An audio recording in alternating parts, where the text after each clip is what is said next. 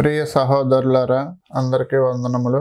ఈరోజు ఈ వీడియో చేయడానికి ముఖ్య ఉద్దేశ్యము నా సాక్ష్యాన్ని తెలియజేయాలని ఈ వీడియో చేస్తా ఉన్నాను. నేను ఒక హిందువుగా ఉండి యేసు ప్రభువుని ఏ విధంగా నమ్ముకున్నానో దాని గురించిన సాక్ష్యాన్ని మీ అందరికీ తెలియజేస్తాను. ఒకప్పుడు నేను విగ్రహాలకు పూజలు చేసేవాడిని. నా దేవుడు ఈ విగ్రహాలే అని నేను భావించాను. నా తల్లిదండ్రుల నుంచి నేను నేర్చుకున్నాను, దాన్నే అనుసరించాను. క్రిస్టియానిటీ పట్ల, యేసుక్రీస్తు పట్ల, యేసుక్రీస్తుని నమ్మిన వారి పట్ల చాలా చులకన భావన నాకు ఉండేది. నేను యేసు ప్రభువుని 10th క్లాస్ పూర్తయిన తర్వాత నమ్మడం అయితే జరిగింది.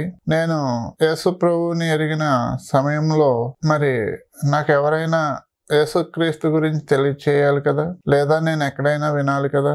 మరి నేను ఏ విధంగా యేసు ప్రభువుని నమ్మాను అనే దాని విషయమే మీకు తెలియజేస్తాను వివరంగా. నేను 5th క్లాస్లో ఉన్నప్పుడు టీవీలో పరమానందయ్య శిష్యులు కదా సీరియల్ వచ్చేది. అందులో పరమశివుడు వాళ్ళకి ప్రత్యక్షమై వారికి వరాలు ఇస్తాడనమాట. వాళ్ళు పండితులు, కానీ శాపం వలన వాళ్ళు జ్ఞానాన్ని కోల్పోయారనమాట.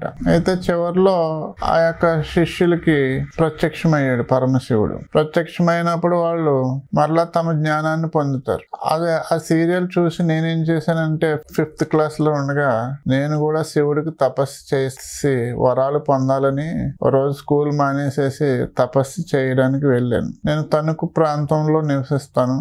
అక్కడే నేను పుట్టడము పెరగడం అయితే జరిగింది. మామూలుగా బాసిపట్టం వేసుకుని ఋషులు కూర్చుంటారు కదా, ఆ విధంగా కూర్చున్నాను అనమాట. కూర్చుంటే కాళ్ళు తిమ్మిరెక్కిపోతా ఉన్నాయి. అలాగే 2-3 గంటలు చేసేటప్పటికి ఆకలేస్తా ఉంది. మళ్ళీ లేచి నీళ్ళు తాగాను, అక్కడే పంపు ఉంటే. తర్వాత మళ్ళా అటు ఇటు తిరిగి వచ్చి మళ్ళా తపస్సుకి కూర్చున్నా. మళ్ళీ 1 గంట చేసేటప్పటికి ఎవరో వచ్చి ఏంటి ఇక్కడ అంటే భయం వేసింది, మానేసేసి ఇంటికి వచ్చేసాను. నా ఉద్దేశం ఏంటంటే పరమశివుడిని తపస్సు చేసి వరాలు పొందాలి అని నా ఉద్దేశం. అంటే నాకు మాయమంత్రాలు రావాలి, నేను ఏదంటే అది జరిగిపోవాలి, అలాగే నేను ఒక లోకాన్ని సృష్టించాలి అని ఇలాంటి ఆలోచనలన్నీ నాకు ఉండేవి అనమాట. అయితే నాకు అప్పుడు తెలియదు. అలాగే మరణం లేకుండా ఎప్పుడూ జీవించే ఉండాలి, ఇలా ఆలోచనలు ఉండి. సరే, ఆ తపస్సు ఆగిపోయింది. తర్వాత మళ్ళా స్కూల్కి వెళ్తా ఉన్నాను. 10th క్లాస్ అయ్యింది. 10th క్లాస్ పూర్తయిన తర్వాత నేను మా బంధువుల ఇళ్ళకి వెళ్తా ఉండేవాడిని. తణుకు ప్రాంతంలోనే మా మావయ్య వాళ్ళు, మా పెద్దమ్మ వాళ్ళు బంధువులు ఉండేవారు. మా అమ్మకి తమ్ముడు చిన్న మావయ్య, తన భార్య యేసు ప్రభువుని నమ్ముకున్నారు. వాళ్ళ ఇంటికి కూడా వెళ్తా ఉండేవాడిని. వెళ్ళినప్పుడు ఓ రోజు ఏమైందనంటే మా చిన్న మావయ్య కళ్ళంట నీళ్లు కారుస్తా ఉన్నాడు. మా అత్తయ్యని అడిగాను, చిన్నమాయ కళ్ళంట నీళ్లు కారుతున్నాయి, ఏంటి ఏమైంది అని అడిగితే చర్చిలో పాస్టర్ గారికి బాగాలేదు, అందుకని బాధపడుతున్నారు. ఏంటది, చర్చిలో పాస్టర్ గారికి బాగోపోతే కళ్ళంట నీళ్లు కార్చడం ఏంటి అని అడిగాను. అడిగితే ఆ పాస్టర్ గారు దైవజనుడు, ఆయన ప్రార్థన చేస్తే అలా జరుగుతుంది అని చెప్పారు. సరే, అయితే నేను కూడా ఆ పాస్టర్ గారి దగ్గరికి వెళ్ళి ఒకసారి చూడాలని ఉన్నది అన్నాను. సరే, వెళ్ళి ప్రార్థన చేయించుకో, నీకు చదువు బాగా వస్తుందని చెప్పారు. ఆ పాస్టర్ గారి పేరు సుందర్ సింగ్, తనకు బెరాకా క్రిస్టియన్ చర్చ్. నన్ను మా మాయ వెళ్ళినప్పుడు నన్ను కూడా తీసుకెళ్లారు. నా మేనల్లుడని సుందర్ సింగ్ గారికి పరిచయం చేశాడు. ఆయన ఏదో మాట్లాడాడు. ఆయన మాట స్పష్టంగా నాకు అర్థం కావట్లేదు. నాకు కూడా ప్రార్థన చేశాడు ఆయన. ఆ తర్వాత నువ్వు ఓ రోజురా, నీకు ఒక కొత్త నిబంధన ఇస్తాను, బైబిల్ అని చెప్పాడు ఆయన. అయితే నాకు బైబిల్లో కొత్త నిబంధన ఏంటో పాత నిబంధన ఏంటో ఏదో తెలియదు. పుస్తకాలు అని మాత్రం తెలుసు, ఏదో క్రీస్తుకు సంబంధించిందని మాత్రం.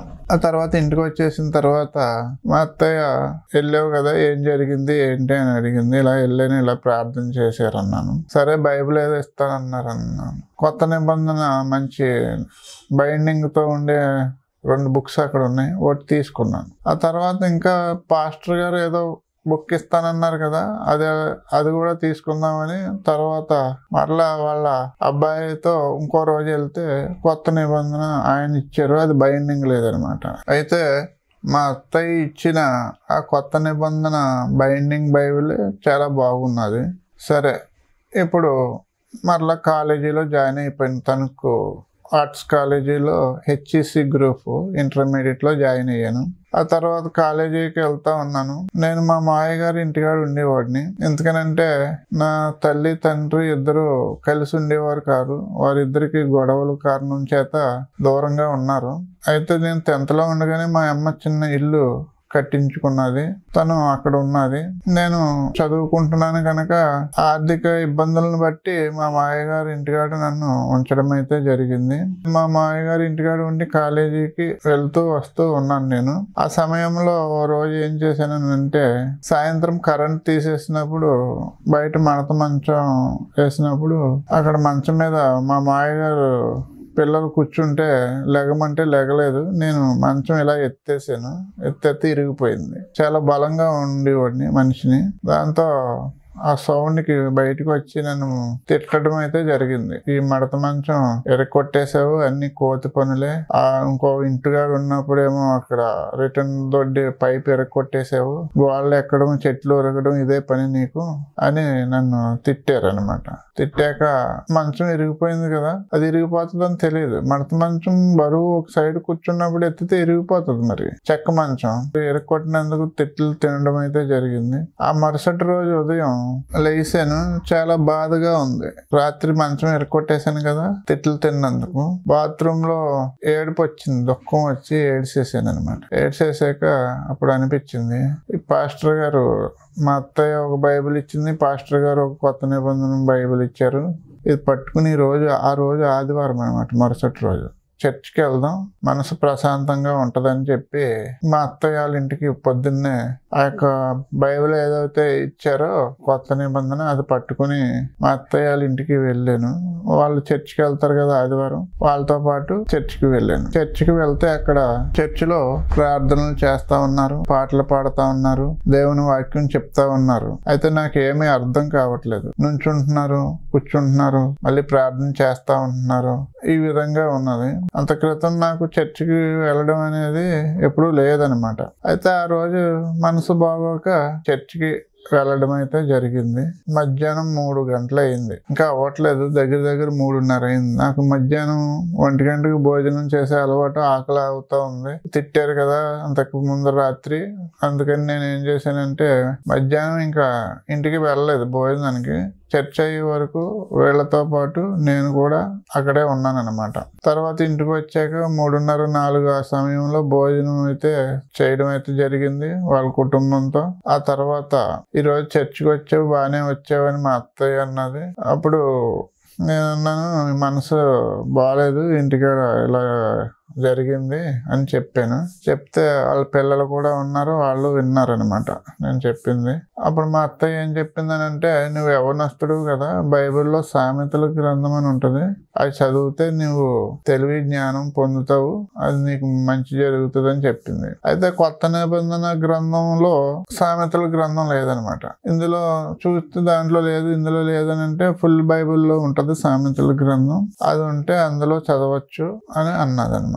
అయితే వాళ్ళ ఇంట్లో ఒక రెఫరెన్స్ బైబిల్, పెద్ద బైబిల్ ఒకటి ఉందన్నమాట. అంటే మామూలు బైబిల్, రెఫరెన్స్ బైబిల్ అని అంటే కింద ఈ బోధకులు ఆ యొక్క రెఫరెన్స్లు చూసుకునే బైబిల్ ఒకటి ఉంది. అప్పుడు సరే అని ఆ రెఫరెన్స్ బైబిల్ నాకు ఇవ్వమని అడిగితే ఇచ్చారనమాట. వాళ్ళ ఇంటికాడే ఉండి ఆ సామెతల గ్రంథం ఆ రోజు చదివేశాను. ఒక అధ్యాయం తర్వాత ఒక అధ్యాయం, ఒక అధ్యాయం తర్వాత ఒక అధ్యాయం చదివేశాను. చాలా అద్భుతంగా ఉందన్నమాట సామెతల గ్రంథం. అంతకు మునుపు ఎన్నడూ అలాంటి వచనాలు నేను వినలేదు, చదవలేదు. ఎంతో మనోహరంగా అనిపించింది. చదివినట్టల్లా చదవాలనిపించింది. ఇంత జ్ఞానము, తెలివి, ఆహా ఎంత అద్భుతమైన వచనాలని నాకు అనిపించింది అనమాట. చదివేసి పూర్తయిన తర్వాత మా అత్తయ్యతో అన్నాను, సామెతల గ్రంథం అన్నారు కదా, చదివేశాను అన్నా. సరే బైబిల్ ఇచ్చాము కదా, చదువుకో, ఖాళీగా ఉంటే చర్చికి వస్తా ఉండు అన్నారు.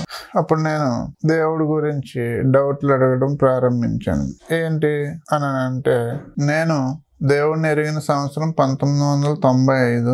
అప్పటికి ఇంకా క్రీస్తు పుట్టి 1995 సంవత్సరాలు అయింది అంతే కదా. మా దేవతలు, మా దేవుళ్ళు ఎప్పటి నుంచో ఉన్నారు అని నేను అన్నాను అనమాట. అయితే మా అత్తయ్య చెప్పింది ఏంటంటే, సృష్టికర్త దేవుడు ఆది కాండం నుంచి సృష్టిలో ఎప్పుడు ఏం కలగజేయబడింది బైబిల్లో రాయబడి ఉంది, దాన్ని చదివితే నీకు అన్ని అర్థమవుతాయి అని చెప్పింది. చెప్పినప్పుడు సరే అని మరుసటి రోజు ఆది కాండం చదివాను. మొత్తం 50 అధ్యాయాలు ఒకే రోజు చదివాను. చదివిన తర్వాత తలపోటు వచ్చింది. ఎందుకనంటే అధికంగా చదవడం వల్ల తలపోటు వచ్చింది. అయితే యేసుప్రభు ఎవరో తెలుసుకోవాలని నేనేం చేశానంటే, ప్రతిరోజు చర్చిలో ఏ కార్యక్రమాలు జరుగుతున్నాయి అసలు యేసుప్రభు ఎవరు అని తెలుసుకుందామని నా మనసుకు అనిపించి దేవుని యొక్క మందిరానికి వెళ్ళడం ప్రారంభించాను. అక్కడ చర్చికి వచ్చే పాస్టర్స్ ని, అలాగే అక్కడికి వచ్చే సభ్యుల్ని నాకుండే డౌట్లన్నీ అడుగుతూ ఉండేవాడిని. అడిగితే వాళ్ళకి తెలిసింది వాళ్ళు చెప్పేవారు. సృష్టి ఎలా కలిగింది, అలాగే దేవుడు ఎన్ని రోజుల్లో ఈ సృష్టిని కలగజేశాడు అనే విషయాన్ని అనేకుల ద్వారా తెలుసుకోవడం అయితే జరిగింది. కొత్త నిబంధన గ్రంథం చదవమని చెప్పారు. నీకు అర్థమవుతుంది, నీకు ఇంకా ప్రభు గురించి పూర్తిగా తెలియదు కదా అని చెప్పారు. అప్పుడు నేను కొత్త నిబంధన గ్రంథం చదవడం ప్రారంభించాను. ఈ విధంగా ఒక 10-15 రోజులలో యేసు ప్రభు ఎవరు అనే సత్యాన్ని నేను తెలుసుకోవడం అయితే జరిగింది. యేసు ప్రభు ఎవరు అని తెలుసుకున్నప్పుడు ఇప్పటి వరకు నేను విగ్రహాలని నా దేవతలుగా దేవుళ్ళుగా నేను పూజించాను. ఇప్పుడైతే నేను సత్యాన్ని తెలుసుకున్నాను. సృష్టికర్త అయిన దేవుడిని తెలుసుకున్నాను. ఆయనే ప్రభు అని తెలుసుకున్నాను. ఇంకా నా జీవితం ఈ యేసుక్రీస్తు ఎవరో అనే సత్యాన్ని అనేకులకు తెలియచేయాలి అనే నిర్ణయం ఆ మొదటి 15-20 రోజుల్లోనే తీసుకోవడం జరిగింది. నేను తర్వాత యేసు ప్రభువుని ఎరిగిన తర్వాత కాలేజీకి వెళ్ళడం తగ్గించి చర్చికి అలాగే మీటింగ్స్ కి అటెండ్ అవ్వడం మొదలు పెట్టాను. ఇంటికి మీటింగ్ అయ్యాక 10ంటికి వెళ్ళేవాడిని. రాత్రి 10-10:30 అయితే ఇంటికాడ తలుపులు తాళం వేసేసేవారు. వెళ్ళినప్పుడు వాళ్ళు తిట్టేవారు అనమాట. 10ంటి దాకా ఏం పని నీకు, అందంగా కాలేజీకి వెళ్ళి చదువుకుంటూ మానేసేసి పిచ్చి వేషాలన్నీ వేస్తా ఉన్నావు, నీకు చర్చికి ఏం పని అని అనేవారు. అంటే ఒక మావయ్య అత్తయ్యాళ్ళు దేవుడిని ఎరిగారు, కానీ ఈ మావయ్య అత్తయ్యాళ్ళు దేవుడిని ఎరగలేదు కదా, మరి వాళ్ళకి తెలియదు. ఇంటికి లేటుగా వస్తే ఈ మావయ్యాళ్ళు చర్చిలు ఈ పట్టుకుని వీడు ఇలా తిరుగుతూ ఉన్నాడని తిట్టేవారు మా అత్తయ్య మావయ్య. అలా ఉంటుండగా నేను చర్చికి వెళ్ళడం అయితే మానలేదు, కంటిన్యూ వెళ్తానే ఉన్నా.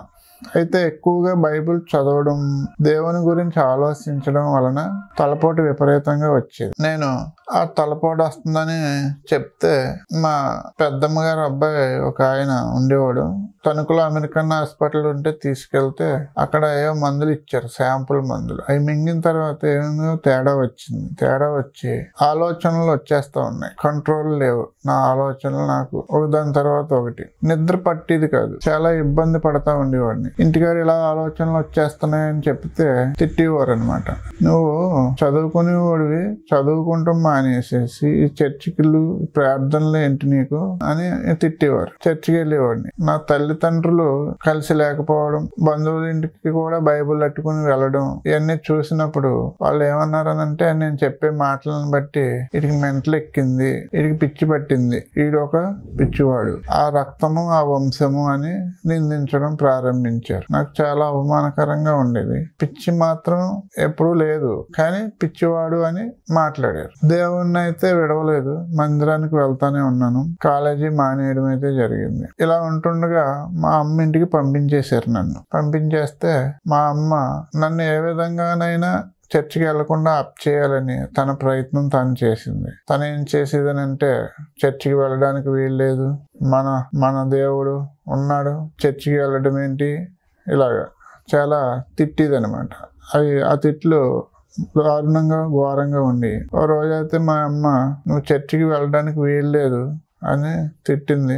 నేను వెళ్తాను, నేను మానను అన్నాను. అయితే మా అమ్మ ఏంటనంటే, వీడు చదువు మానేసాడు, వీడు చర్చిలకి ఇలా తిరిగి వీడు పాడైపోతా ఉన్నాడు అని మా అమ్మ ఉద్దేశం. అయితే తలపోటు అలాగే ఉంది, ఈ ఆలోచనలు అలాగే ఉన్నాయి. అలా తిట్టడంతో ఇంకా అధికంగా బాధ ఎక్కువైపోయింది అనమాట. మా మామయ్య వాళ్ళ ఇంటికాడ ఉండగా ఒక రకమైన ఇబ్బంది, ఇక్కడికి వచ్చాక ఇంకా వేదన ఎక్కువైపోయింది అనమాట. ఎందుకనంటే వాళ్ళ ఇంటికాడ నుంచి నన్ను ఇక్కడికి మా అమ్మ ఇంటికి పంపించేశారు. ఇది చదువులేదు అని, అక్కడ ఉండడం కుదరదని చెప్పారు. నువ్వు చదువుకుంటే ఇక్కడ ఉండి చదువుకుంటాము, లేనప్పుడు అక్కడికి వెళ్ళిపోయి ఏదైనా పని చేసుకో, ఏదైనా ఉద్యోగం చేసుకో అని అన్నారు. దాంతో ఇక్కడికి పంపించేయడంతో నాకైతే చాలా ఇబ్బందిగా మారిందనమాట పరిస్థితి. ఓ పక్కనేమో తలపోటు ఆలోచనలు, ఈ యొక్క వేదనలు ఇవన్నీ స్టార్ట్ అయిపోతే ఓ రోజు మా అమ్మ ఇంట్లో నుంచి బయటికి గెంటేసింది నన్ను. బట్టలన్నీ ఇసిరేసి ఎంటేస్తే అవి పట్టుకుని మళ్ళీ మా మాయాల ఇంటికి వెళ్ళాను. వెళ్తే వాళ్ళు పిలిచి తిట్టి మళ్ళీ ఇంటికి పంపించారు. మరలా ఒక వారం అయ్యేటప్పటికి మరలా గెంటేస్తే అప్పుడు మా తల్లి తండ్రి కలిసి ఉండట్లేదు కదా. మా నాన్న ఉండ్రాజవరంలో ఉన్నప్పుడు వాళ్ళ ఇంటికి వెళ్ళాను అనమాట. ఎక్కడికి వెళ్ళాడా అని వాకువ చేసి మా అమ్మ అక్కడికి వచ్చి మరలా తీసుకొచ్చింది ఇక్కడికి. అప్పుడే మా నాన్నతో మొదటిసారి కలుసుకుని మంచి చెడ్డలు మాట్లాడటం జరిగిందనమాట. ఆ తర్వాత ఈయన ఏదైనా పనిలో పెట్టాలని 1-2 చోట్ల నన్ను ఏదైనా పనిలో పెట్టి పని చేయించాలి అని చెప్పి తెలిసిన వాళ్ళని అడిగితే అక్కడ జాయిన్ చేస్తే అక్కడ పని చాలా భారంగా ఉంటే నేను చేయలేకపోయాను. చేతులు కాళ్ళు లాగేసి అనమాట. అప్పుడు చాలా ఇబ్బందిగా ఉంది, నేను చేయలేకపోతున్నాను అన్నాను. ఆ సమయంలో చేయలేకపోయేవాడిని. అంటే బలంగా ఉన్నప్పటికీ పని అలవాటు లేదు, దాంతో చేయలేకపోయేవాడిని. అప్పుడు వేరే చోట జాయిన్ చేశారు. అక్కడ కూడా కష్టంగానే ఉంది. దాంతో నువ్వు ఎక్కడైనా ఏమీ చేయట్లేదు, నీ బాబు కూడా ఏమీ చేయలేదు, నువ్వు కూడా ఏ పని చేయవని తిట్టి నన్ను ఆ విధంగా కూడా బాధించేవారు. ఆ విధంగా కూడా మా అమ్మ అని, అలాగే బంధువులు కూడా అనేవారు. సరే ఓ రోజు ఏమైంది, మా అమ్మ నాతో గొడవ పెట్టింది. నువ్వు చెప్పినట్టు ఉంటే ఇంట్లో ఉండు, లేకపోతే బయటికి పొమ్మంది. ఓసారి ఇంటితే మా వాళ్ళ ఇంటికి వెళ్తే ఇంటికి పంపించారు. మళ్ళీ రెండోసారి ఏమో ఉండ్రాజవరం మా నాన్న వాళ్ళ ఇంటికి వెళ్తే వాళ్ళు ఇంటికి వచ్చి తీసుకొచ్చేసింది. మళ్ళీ మూడోసారి ఇంకెక్కడికి వెళ్ళాలో అర్థం కాక ఆ బట్టలు అట్టుకుని చర్చి కాడికి వెళ్ళడం అయితే జరిగింది. నేను అప్పటికి చర్చికి వెళ్తానే ఉన్నాను. ఇదంతా ఒక 3 నెలల్లో జరిగిపోయింది. ఇదంతా నేను దేవుడిని ఎరిగిన కాలంలో 95 సంవత్సరం సెప్టెంబర్ 3న మొట్టమొదటిసారి చర్చికి వెళ్ళడం అయితే జరిగింది. 1995. ఇదంతా ఈ 3 నెలల్లో జరిగిపోయింది. ఇంత మ్యాటర్. మా అమ్మ ఇంట్లో నుంచి పొమ్మని గెంటేసింది. బైబిల్ కూడా రోడ్డు మీదకి ఇసిరేసింది. ఆ బైబిల్ కూడా కొంచెం రోడ్డు మీద పెడితే మళ్ళీ తెచ్చుకున్నాను. అన్ని పెట్టుకొని బట్టలన్నీ చర్చి కాడికి వెళ్ళాను. చర్చిలో అప్పటికి మా చిన్నమాయ అత్తయ్య వాళ్ళు ఈ 3 నెలలకు ముందర బయటే ఉండేవారు అద్దెకి. అయితే చర్చిలో పాస్టర్ గారు అక్కడ ఉందిరిగానే పిలిచినట్టున్నారు. వాళ్ళు అద్దుకుంటున్నారని అందులోకి వెళ్ళడం అనేది జరిగింది. అప్పుడు నేను అక్కడికి వెళ్తే పాస్టర్ గారిని అడుగుతాను, మా అత్తయ్య అన్నదనమాట. ఇలా బట్టలు అట్టుకుని వచ్చాడని చెప్తే పాస్టర్ గారితో మరి ఏం చెప్పిందో తెలియదు, రూమ్ లో ఉండమన్నారు. మళ్ళీ మీ మావయ్య ఏమంటారో తిడతారేమో, చర్చి కాడికి ఇలా బట్టలు అట్టుకుని వస్తే బాగోదు అని తను అన్నది. మా అమ్మ ఇలా గెంటేసింది అని నేను అంటుందో, అందులో మెట్ల కింద 2 గదులు ఉండి 2 ఏమో ఇంకో సైడ్ ఉండి, ఆ కాలంలో నాతో పాటు ప్రభాకర్, మోజెస్ ఇలా ఇంకొక 2 ఉండేవారు, నేను ఒకడిని అనమాట. అక్కడ చర్చిలోకి వెళ్ళి ఉండటం అయితే జరిగింది. మా అమ్మ ఇంట్లో నుంచి గెంటేయడం వల్ల చర్చి కాడికి వెళ్ళాను అనమాట. ఈ విధంగా జరిగింది. ఇదంతా జరగడానికి 3 నెలల సమయం. ఆ తర్వాత చర్చిలో ఉదయకాలం ప్రార్థన, అలాగే సోమవారం, బుధవారం, శుక్రవారం, శనివారం, ఆదివారం, అలాగే అవుట్డోర్ మీటింగ్స్ ఇవన్నీ ఉంటా ఉండేవి. అన్నింటిలోనే ఏకీవిస్తూ దగ్గర 10 నెలలు ఉన్నాక బాప్తీసం తీసుకుంటానన్నా. మీ అమ్మగారికి చెప్పండి మరి బాప్తీసం తీసుకుంటున్నానని పాస్టర్ గారు అంటే మా అమ్మకి చెప్పాను అనమాట. ఏమో నీ ఇష్టం, నాకేం తెలీదు, నువ్వు ఎప్పుడు మాట వినలేదు, అన్ని నీ ఇష్ట ప్రకారమే చేస్తా ఉన్నావు అన్నది. బాప్తీసం ఇవ్వడం అయితే జరిగింది అనమాట. బాప్తీసం అయితే తీసుకున్నా. ఈ విధంగా అయితే యేసు ప్రభువుని నమ్ముకున్నాను నేను. ఇదంతా జరిగిన హిస్టరీ. అయితే నా మనసులో నేను భావించిన విషయాలు కొన్ని ఉన్నాయి. సృష్టికర్త అయిన దేవుడిని ఎరగడం అయితే జరిగింది. చదువుని కోల్పోయాను, ఇంట్లో నుంచి గెంటి వేయబడ్డా. అయితే కొన్ని రోజుల తర్వాత మా అమ్మ చర్చి కాడికి వచ్చి వెళ్తా ఉండేది. ఆ తర్వాత నేను ఇంటికి వస్తాను అని మా అమ్మతో అంటే, నువ్వు ఇంటికి వస్తే ఏదైనా పని చేసేలా ఉంటేరా, చర్చికి ఇంకెలాగా వెళ్తున్నావు కాబట్టి నేనేమి ఇంకా ఆటంకం చేయను నిన్ను అని అన్నదనమాట. పాస్టర్ గారు కూడా నువ్వు ఇంటికి వెళ్తే వెళ్ళొచ్చు అని ఆయన కూడా అన్నారు. అప్పుడు ఇంటికి వచ్చి ఇక్కడ మళ్ళీ ఏదో ఒక పని ఒక 5 నెలలు చేయడం అయితే జరిగింది. అది మా మాయ స్నేహితుడి దగ్గర.